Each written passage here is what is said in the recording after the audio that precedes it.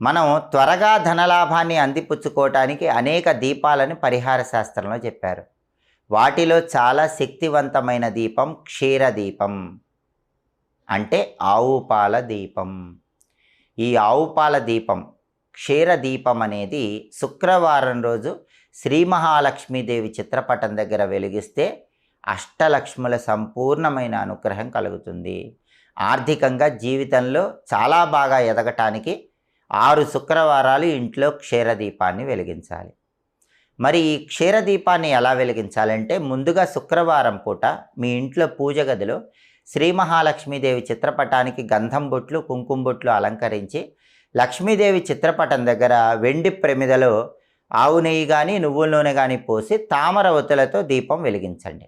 తామర ఒత్తులు అందుబాటులో లేకపోతే పత్తితో చేయబడిన ఒత్తులైనా వేసి లక్ష్మీదేవి చిత్రపటం దగ్గర మామూలుగా దీపాన్ని